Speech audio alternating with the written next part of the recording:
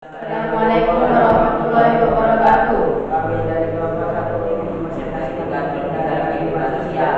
Saya Muhammad Abdul Wasik sebagai moderator dan pemateri 1. Saya Abdul Syamsul sebagai pemateri 2. Saya Farid Zaini sebagai pemateri 3. Pengertian konflik. Konflik adalah perjuangan yang dilakukan oleh sebagai pihak untuk memperoleh hal-hal yang langka seperti nilai, status, kekuasaan, otoritas, dan lain sebagainya, di mana tujuan dari mereka bersikai itu tidak hanya untuk memperoleh keuntungan, tetapi juga untuk menundukkan saingnya dengan kekerasan atau ancaman. Menurut Kisar, konflik adalah hubungan antara dua pihak atau lebih individu atau kelompok yang memiliki atau yang merasa memiliki saran-saran yang tidak sejalan. Konflik adalah suatu kenyataan hidup, tidak bertindakan dan sering bersifat kreatif. Konflik terjadi ketika tujuan masyarakat tidak sejalan. Konflik timbul karena keseimbangan antara menurut Kisar. Konflik adalah hubungan antara dua pihak atau lebih individu atau kelompok yang memiliki atau yang merasa memiliki saran-saran yang tidak sejalan. Konflik adalah suatu pernyataan hidup, tidak meninggalkan dan sering bersifat kreatif. Konflik terjadi ketika tujuan masyarakat tidak sejalan. Konflik timbul karena ketidakseimbangan antara faktor penyebab konflik. 1. Perbedaan individu. Manusia adalah individu yang unik. Jangankan manusia yang berbeda orang tua, suku, dan ras, manusia yang lahir dari dalam suatu rahim pun memiliki banyak perbedaan, meskipun secara fisik sekilas sama. Seperti dalam kasus bayi kembar, sebelum tentu pendirian dalam perasaan kedua kembar tersebut sama berbeda. Pendirian dan perasaan akan sesuatu hal atau lingkungan yang nyata. Ini dapat menjadi faktor penyebab konflik sosial. Sebab dalam menjalani hubungan sosial, seorang tidak selalu sejalan dengan kelompoknya. Sebagai contoh, para siswa dalam satu kelasmu tentu berbeda tanggapannya ketika mendengarkan musik, dan ada yang merasa terganggu karena suara gendong, tetapi ada pula yang merasa terhibur. 2. Perbedaan latar belakang kebudayaan. Orang dibesarkan dalam lingkungan kebudayaan yang berbeda, dalam lingkup yang lebih luas. Sebagai kelompok kebudayaan bisa saja memiliki nilai-nilai dan norma-norma sosial yang berbeda-beda. Perbedaan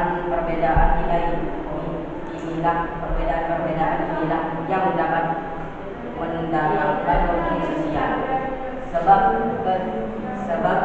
kriteria tentang sopan tidak sopan, pantas tidak pantas, atau bahkan berguna atau tidak bergunanya sesuatu baik untuk benda fisik maupun non fisik bisa berbeda.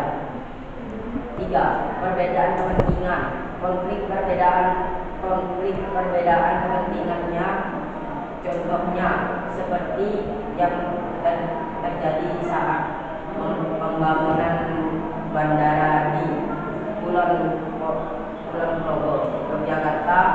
Pemerintahan dan penguasaan yakin pembangunan bandara di Kulon Progo akan meningkatkan ekonomi masyarakat. Namun sebagian masyarakat tidak setuju karena khawatir lahan dan pertanian akan hilang, ganti rugi kurang jelas, dan berbagai alasan lainnya. Peristiwa ini menggambarkan perbedaan kepentingan dalam pembangunan berbeda. 4. Perubahan nilai yang cepat. Perundang-undang atau peraturan yang sifatnya mengubah kebiasaan masyarakat biasanya dilakukan melalui berbagai kajian dan lebih dahulu. Hal ini dilakukan supaya masyarakat tidak kaget dengan perubahan yang tiba-tiba terjadi. Sebagai contoh, peraturan merokok di tempat umum.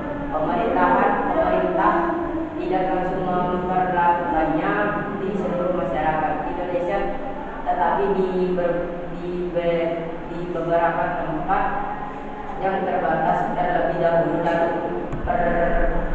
perlahan-lahan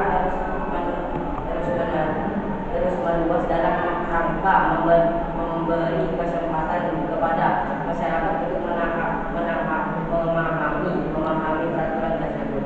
Perubahan adalah sesuatu yang lazim dan wajar terjadi, tetapi jika berlangsung cepat atau bahkan mendadak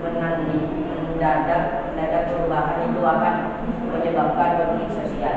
Suatu konflik mempunyai kecenderungan atau kemungkinan untuk mengadakan penyesuaian kembali norma-norma dan hubungan sosial dalam kelompok bersangkutan dengan kebutuhan individu maupun bagian-bagian kelompok tersebut. Satu, perbedaan individu. Setiap individu pasti memiliki kepribadian, prinsip atau pendirian yang berbeda-beda. Perbedaan ini bisa menimbulkan konflik sosial antara individu jika terjadi. Contohnya adalah kasus perceraian antara pasangan karena masalah yang dua, perbedaan budaya.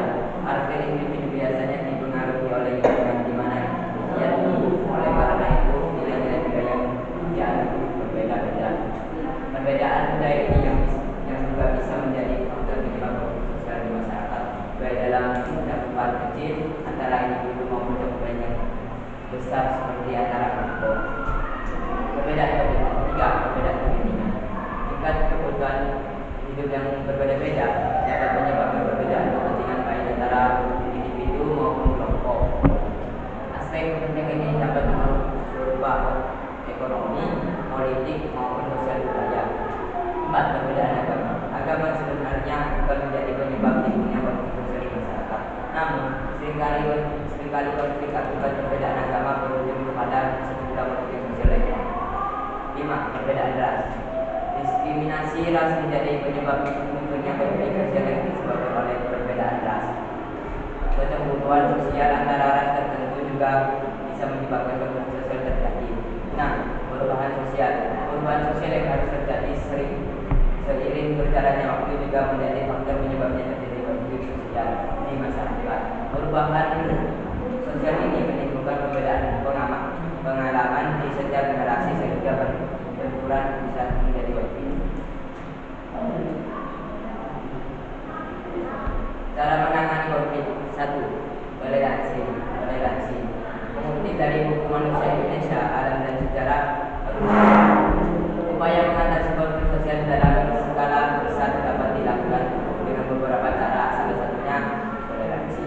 Toleransi adalah sesuatu sikap di mana kedua belah mempertahankan pendapat masing-masing, tetapi bersedia menghormati pendapat orang lain sehingga tidak perlu menimbulkan permusuhan. Misalnya toleransi antara umat beragama. Arbitrasi atau arbitration adalah cara menangani konflik sosial melalui pihak ketiga sebagai pendengaran dan pilihan oleh kedua belah pihak yang bertingkat. Pihak ketiga memiliki keputusan yang harus dibagi oleh kedua pihak yang bertingkat. Contohnya dalam pertandingan sepak bola, keputusan pada wasit yang memimpin pertandingan. 3. Kompromi adalah bentuk penyelesaian konflik di mana pihak-pihak yang terjadi mengurangi tuntutannya. Konflik ini sering ada dalam perselisihan di antara dua orang atau sekelompok tertentu. Misalnya pertikaian antara buruh dan majikan bisa diselesaikan apabila buruh dinaikkan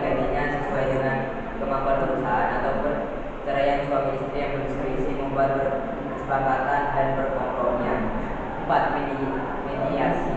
Mediasi adalah penyesuaian suatu konflik sosial dengan mengundang pihak ketiga yang netral dan berfungsi sebagai penasihat, dan keputusannya tidak mengikat pada kedua belah pihak yang bertikai. Misalnya, Pak RT menjadi mediator warga masyarakat yang sedang bertikai, dan hasil keputusan adalah pada kedua belah pihak warga yang bertikai. 5. Konsiliasi. Konsiliasi atau conciliation adalah penyelesaian dengan pendamaian kedua belah pihak dengan kesepakatan mengakhiri konflik antara dua pihak tersebut. Caranya yaitu mempertahankan dua pihak yang berselisih beroleh kesepakatan bersama. 5. Cara menangani konflik sosial dalam kehidupan di atas dapat dilakukan untuk menghindari terjadinya kekerasan antara masyarakat satu dengan lainnya. Apakah ada pertanyaan dari kelompok lain? Tidak ada. Kalau tidak ada, kami akan melanjutkan kesimpulan. Manajemen konflik merupakan kemampuan penting yang sewajarnya dimiliki pimpinan agar dapat mengelola konflik agar tidak berkembang menjadi hal negatif dalam unit yang dipimpinnya. Manajemen konflik akan terus berguna sebagai upaya meredakan konflik dan menyatukan kembali berbagai pihak melalui sebagai metode dan pendekatan. Sekian dari kelompok kami. Jika ada salah kata, mohon dimaafkan. Wassalamualaikum warahmatullahi wabarakatuh. Waalaikumsalam warahmatullahi wabarakatuh.